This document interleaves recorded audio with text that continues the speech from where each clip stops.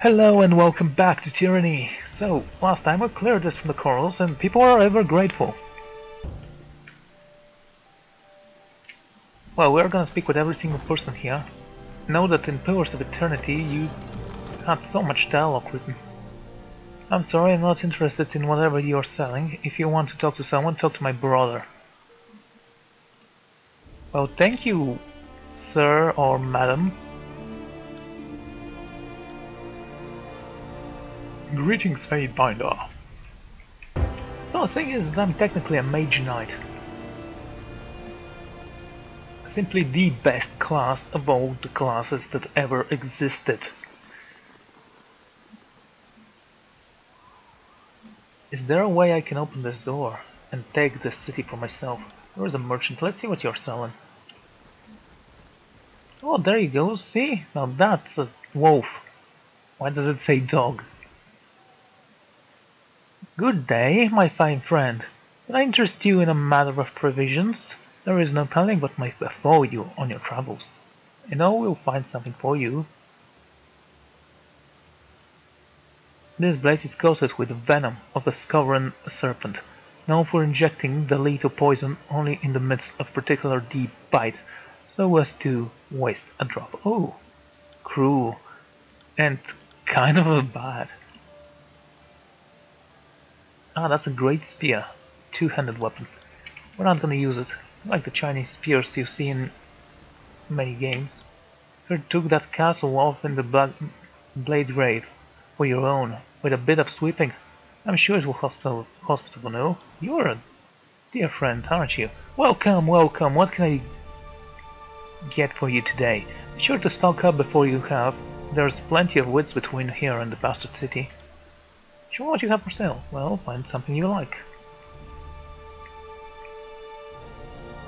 Relentless was crafted with the intention of taking out row of enemy rather than picking off individuals.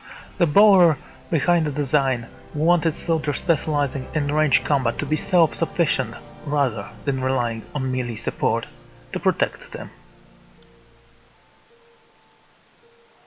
Oathbound dagger. No. Oh man, we still have a lot of expensive stuff here. Let's see, how much do you want for this? Oh my lord, really? Can't expect that. Anyway, Merchant Basila. Good day to you. Might I interest you in a matter of provisions? Yeah, let's see what you have as well. Oh man, scroll of lightning and frost.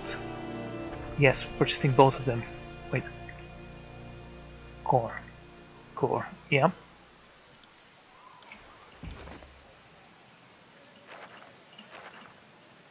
Learn this and this. Okay. Once we have our 95 again, we'll see what we can do. Sigil of Lightning and Sigil. What do you do? Channel energy through the Sigil of Lightning. Personal sign of the Archon of Storms, governor of the Blasted Reach district in Kairos Empire. You are able to unlock the full potential of the sigil as the summoned lightning is hard to control.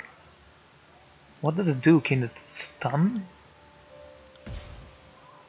Wow, I love those effects. They just look amazing. There's something about lightning that's pure magic, I have to say. Yeah, Frost doesn't look that good. I mean, compared to bang! You know it means power. Can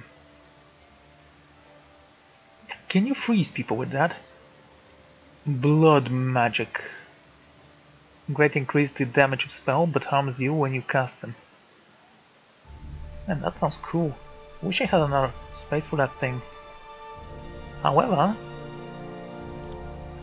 we actually don't need you for now. I will think about it once we rest a little bit. But not I'm not for sure if we should thank you or fear you for taking out the occupying army. Ah, thank me, dude. I just handed you over to the Bronze Brotherhood. Oops. Greetings and salvation, and welcome to Linden Crossing, the home of the best merchant in the entirety of the tiers. Who? That would be me. Oh! Well, vanity.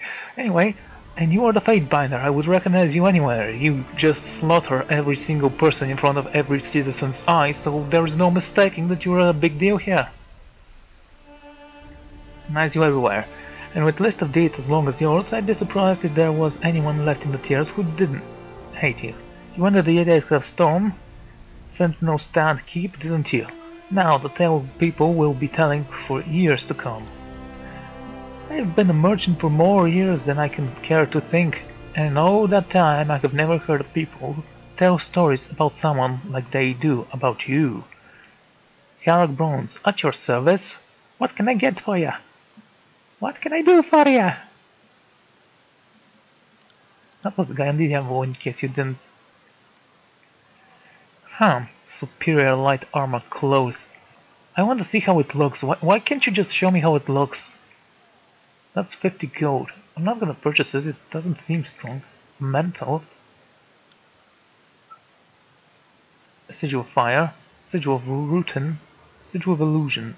Don't we already have those? You already know the Sigil. You already know the Sigil. You already know the Sigil. Yeah, you're obviously the best. I can purchase this for 12 gold, you say.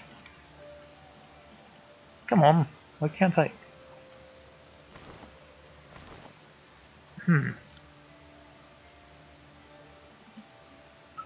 What, do I not have money? I have money. Oh, for Helen. Oh. Okay, thank you for that. Do you have any sigils actually? I don't think I checked. No, not you, the other guy. You did have some and I purchased them.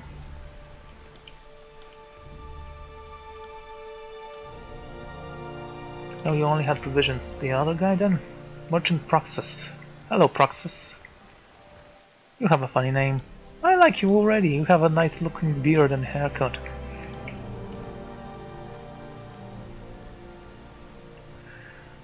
Okay. Learn that. Accent that adds bleeding effect to spells. So if I do this, I can make you bleed. Though rooting seems a little bit more awesome in my opinion. Okay, there's still a few more merchants before we visit some houses, but let's enter this brothel thingy. It has a pink door, of course it's a brothel. Come in! Well, actually, let's get to know each other first. What? Welcome, welcome to Sword of Stars Traveler. Please come in and get load off. I'm master of this wonderful establishment, and trust me on this one, the pleasure will be all yours. What, you're not happy to see me? What the hell's wrong with you? Belion is the name, but all my friends call me Bai. Would you like to be my friend? Fatebinder, what an immense pleasure it is to have you visit the Sword or Slash. How can I be of service? Or rather, how can my wonderful selection of entertainers be service to you? Oh yes, it is a brothel, of course, why not? Tell me about this. No, if anyone knows about the establishment, it will be you, Fatebinder. It's not for your intervention during the Brotherhood's occupation of the crossing, we wouldn't even exist. Granted, I like to think that we've improved condition a little past conscripted prostitution. Now all my entertainers set their own prices and I take a cut. It's a good for us both. Tell me about yourself. Me? That'd be a hard story worth telling, Fatebinder. I was a simple, struggling merchant until we decided to establish this very brothel to control the Brotherhood's lustful desires. May not be the best merchant, but I know an opportunity when I see it, so I volunteered to run the brothel. I can't sell tickets to save my life. The people, well, they sell themselves, don't they? So life is good for simple old Byron, I'll tell you that. Not to say I was always swimming in cream. Okay. It was a rough start, especially with entertainers who were, for lack of a better word, forced to entertain our clients. But once people realized the money to be made, I was overwhelmed by requests to work here. You wouldn't believe the waiting list to get slot. And a lot of people want a job too. This is a terrible place. I let the enterprise set fees and I take flat fee off the top of every transaction. If they up their fee past a certain point, I take a bigger cut plus a percentage. This ensures my entertainers don't charge so much that people never return, but don't charge so little that I don't make any rings. You are a healthy businessman, aren't you? I like your haircut. I have the same. Do you have anything interesting to eat or drink? I'd say you pick them of my beauties, but I get a feeling you actually mean you want food and drinks. I don't have much because it's not really why people come here, but you're welcome to pursue the menu.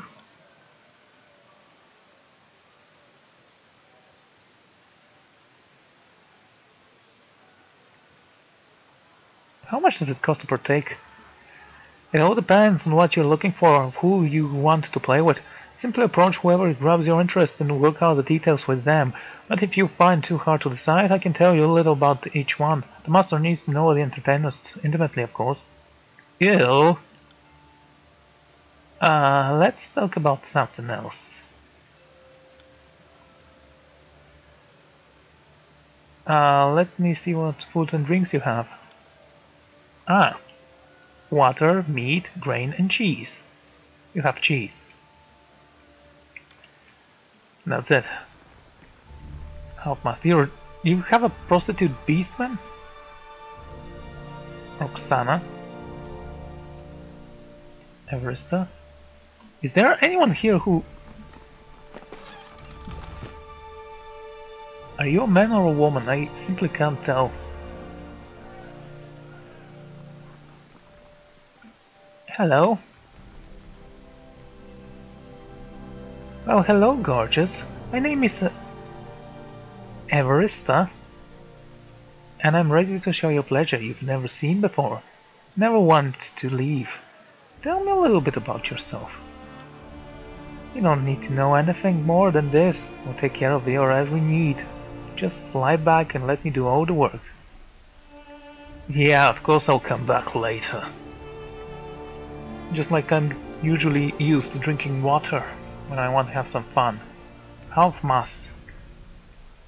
Human-like half-mast? Tell me about yourself. Beastmen find town humans in lead and frosting are nice. To Beastman.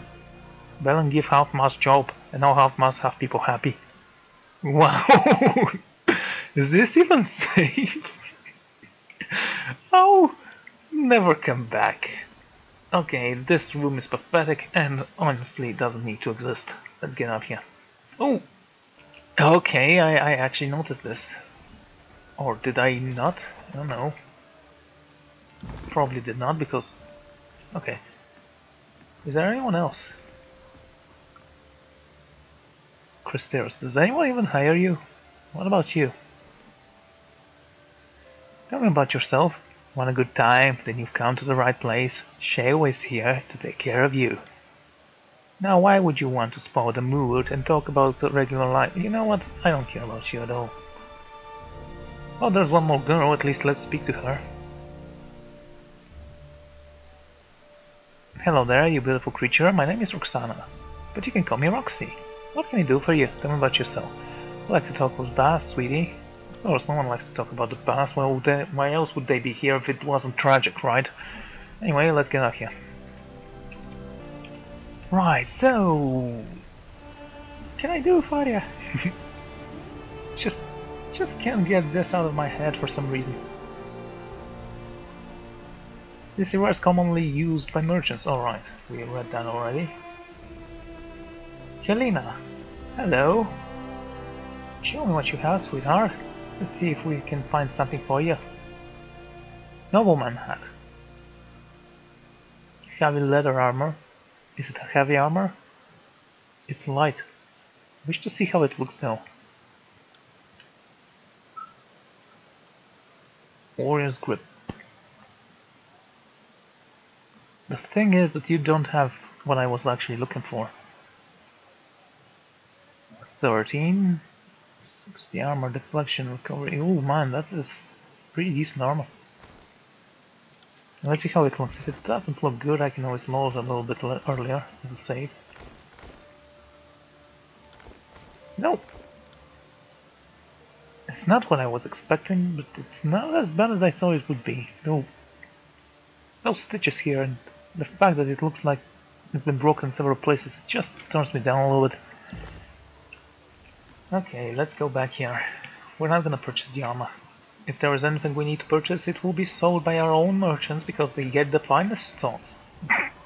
Sure. Right, do you have anything else we might need? Doesn't seem like it. Okay, let's get up here then. Merchant Helena. What's with all the... Oh, that's a pig. Looks more like a cat than the cats.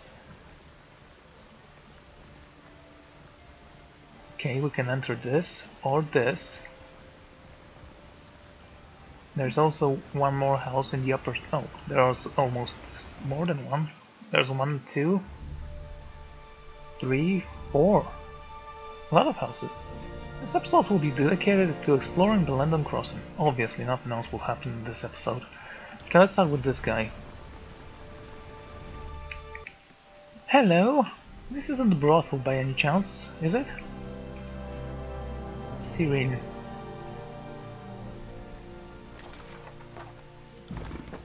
Hello, Tyranny. You seem like a companion, actually.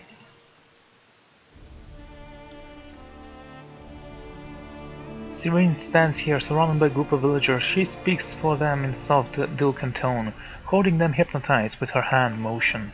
Her headdress flashes as she speaks, and you are unable to tell. Is she from the chorus? Speaks, and you are unable to tell if it's a trick of the light or a gem in the actually glowing. She is swept up in her orientation and seems completely unaware. You've arrived. There is hope in her conversion, and she opens her eyes. Well, look who's here. And what brings you to Lethian's Crossing?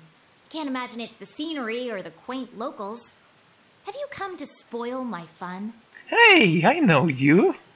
You're the daughter of the voice of Narat, right? Tunon probably insisted you find me, didn't he? Because we can't let Siren have any fun, can we? Let's control her. Let's tell her what she can and can't do. Let's use her to destroy nations. I'm starting to like you more and more. As she speaks, the crowd around her oppose a gradient, and the air in the room grows heavy and warm. Suddenly, she smiles. But enough of that talk. What do you think of my followers? Very nice, as long as you don't let it get out of hand. Oh, stop that, Fatebinder. It's not like I'm hurting anyone. Well, at least not yet.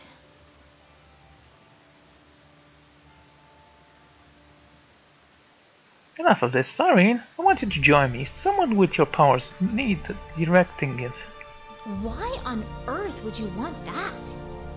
I can't imagine you're doing it out of the goodness of your heart. Oh, Tunon must have had a hand in this. Or Narat. Maybe I'd rather stay here where people won't insist on ordering me around all the time. Do as you wish. Although, you did activate one of the spires, so your power is something I could learn from, and you are right.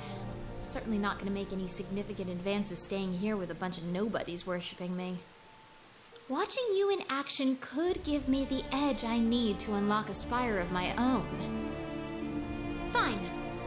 I will allow you the glorious gift of my presence in your party. Never mind, you seem like more trouble than you are. Sure, why not? Well then, let's go. If you're gonna teach me the wonders of the world, it's not gonna happen here. Have to agree here.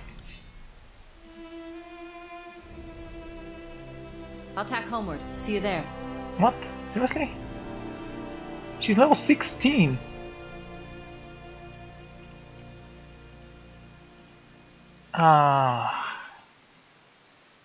Yeah, I'm not sure, should I?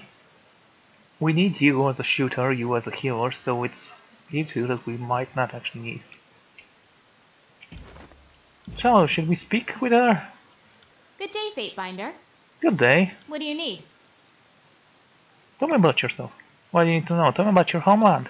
What is there to say? It's fuzzy, memory hardly worth recalling. I was born there, in a northern farming village without a name. That's how out of the way we were, okay?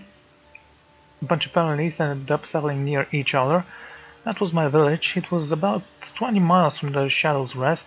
You probably haven't heard of that either. We were farmers, poor and isolated.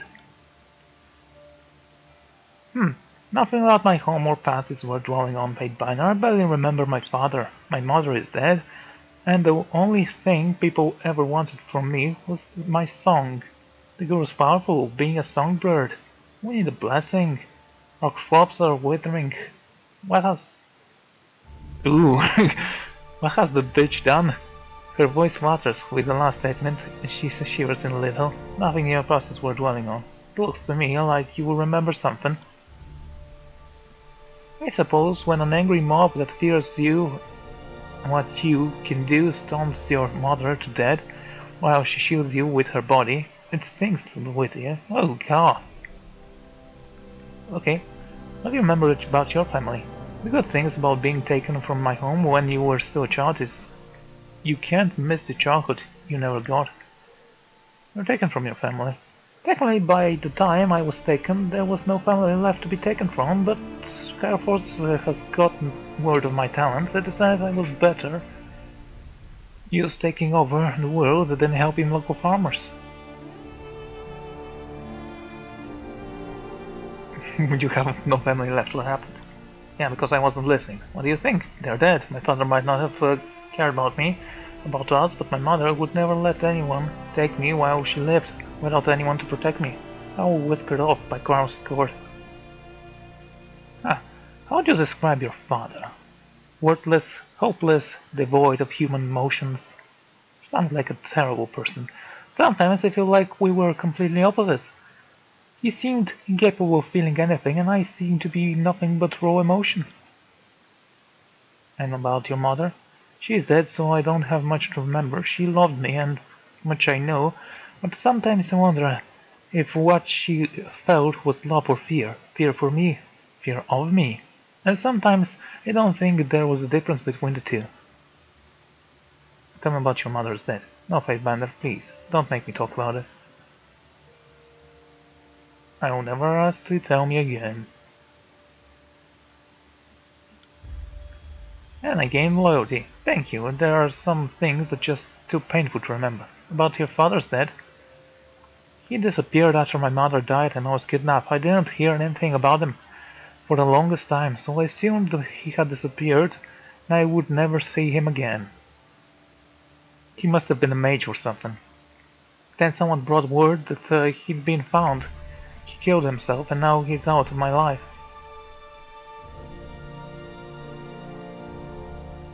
Is there more? You're a relentless Fatebanner. Did you ever think maybe there are some things I want to keep for myself? But yes, you're right, there is more to the story.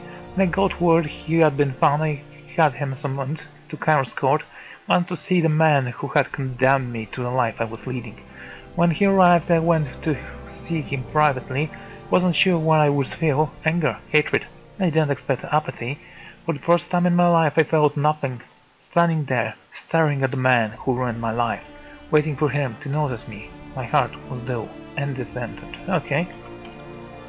Then he looked up and smiled. He smiled when he saw me. Can you believe that? He smiled and opened his arms to hug me. It felt like someone reached into my chest and squeezed my heart, sending hate flooding through my veins. So I sang him to a song. I told him how tired he looked, how haggard he seemed. I spoke of weariness he must feel, the guilt that surely plagues him every day. Asked how he would stood the weight of his betrayal. The burden must be too much to bear. I watched a tear roll down his cheek as he pulled a dagger from his belt. A sob that tore from him as he held it before him, thinking about his wife and child. The look of authentic relief of his face as he dragged the blade across his neck. He got what he deserved, I guess. That's what I tell myself, and for the most part I believe it. Can't help but wonder what terrible things he did in the 5 years after he vanished, and what I might have prevented if he'd only been around to hear me mourning my mother died. Do you have any siblings? I was close to a boy in my village for a time, but his mother stopped letting me play with him when everyone realized my powers were. That's the closest thing I've ever had to a living sibling. A living sibling. My brother died very young. I never knew him, so I hardly count him as a sibling. Life in the middle is nowhere as difficult for a single child to survive, let alone more. Is a testament to the parents. She looks at you for a time, her lips thin line, her eyes grow red, and tears from her lips. Finally, she nods slowly and breaks her silence. I remember my mother talking about me getting a little brother. It wasn't long after I started singing and my father started growing. She told me that soon it would be too hard for her to travel with me. Severine, sweetie, she said, you have to go with your daddy. It wouldn't be good for the baby if I kept traveling like that. Maybe after your brother is out here with us, we can all travel together. You didn't like traveling with your father? No, all he wanted was money. When we were on the road, he completely ignored me. It was simply something to earn rings with, a tool. The farmers in my village used their rackets as wagons. My father used my voice. Everyone wanted the songbirds to sing for them. They paid us so much money, so we went. But I didn't want to go without my mother. She was the only real comfort I had. When I was with her, I felt safe. Nothing could hurt me.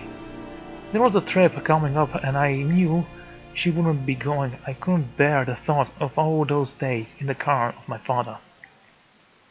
So I sung my baby brother, told him we were all waiting for him, told him we needed to be a family so we could travel together. I told him he should come out now. I don't know if I meant for it to happen, but I sang the words. No one can resist my voice. My mother's screams cut the song short. The blood, it was everywhere. I was dragged from the room, but I don't remember who took me. I only remember staring at my foot. The rest of the afternoon, the pattern soaked into the shoes, spatters across the tops of my toes. I couldn't bring myself to clean it off. I just looked at it. How long had your mother been pregnant? Not long enough for my brother to survive.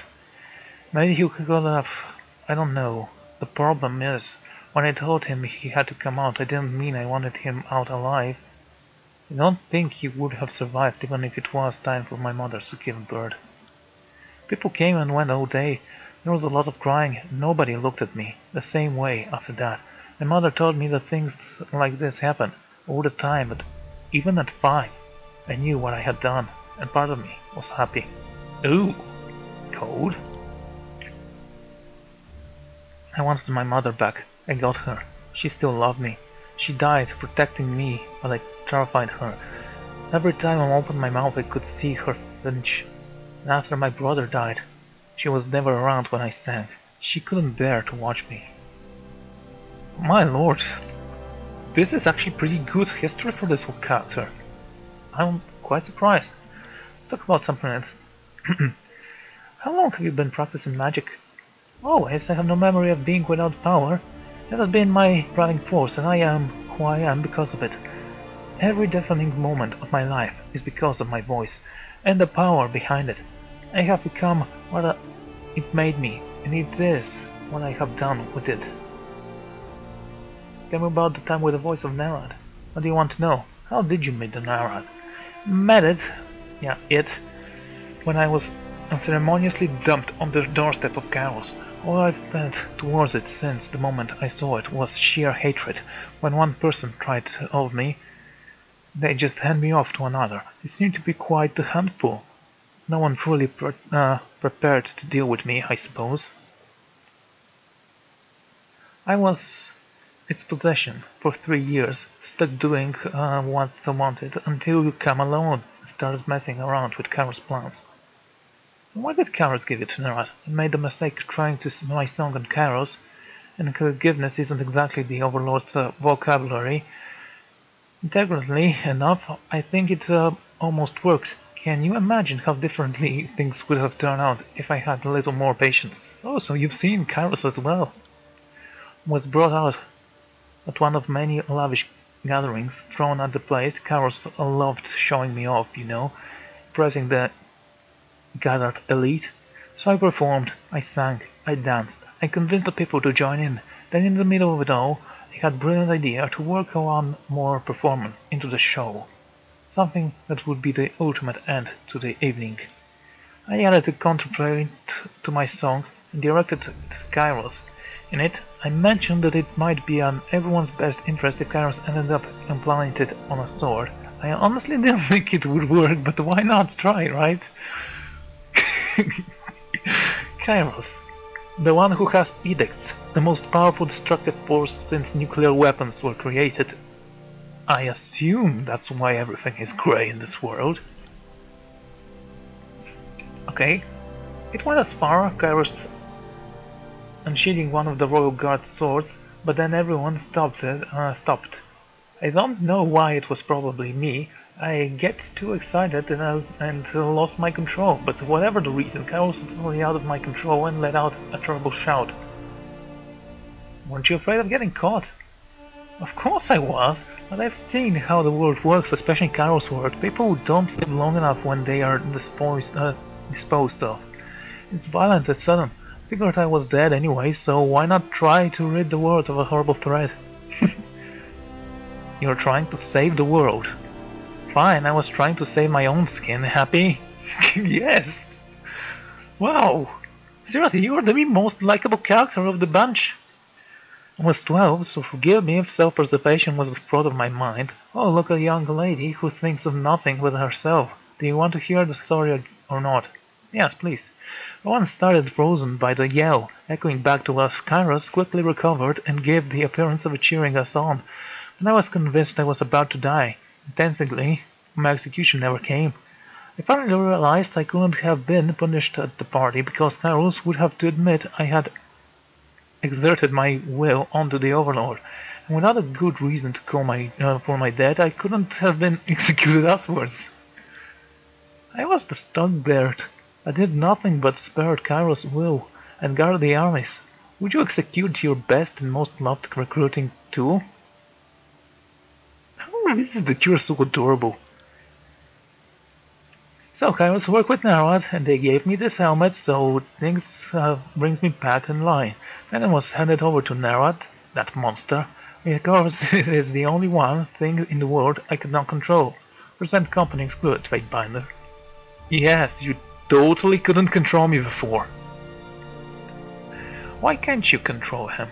I've been inside his mind time and after time, and I've never been able to get a handle of what's going on there.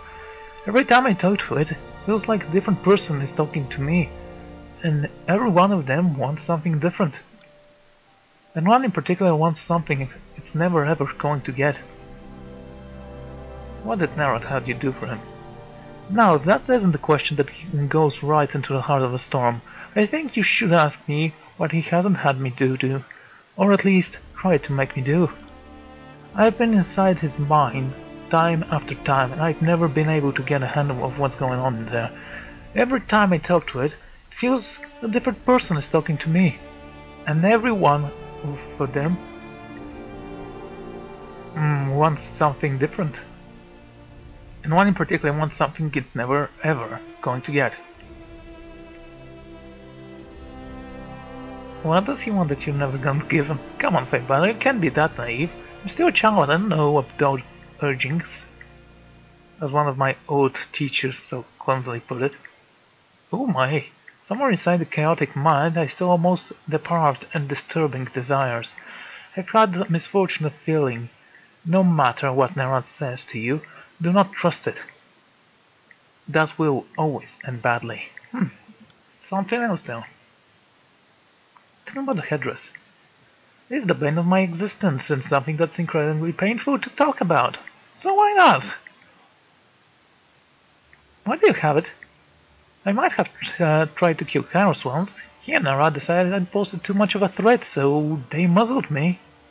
I was their attack dog. They pulled me out my teeth. You can hardly be surprised if the dog tries to bite you, but that's all you teach him to do. What does it do? Makes me important. Ooh, really? Do you have any idea what's likely to have a hurricane raging inside you? To throw glare crashing against you, to be released, but only feel gentle, summered breeze. You can't wear any other helmet, can you? Kairos and Narad made just for me. If I attempt anything more powerful than a simple tune, it will kill me. Isn't that simply wonderful? Honestly, to be so terrified of a mere child. Why can't you just simply take it off?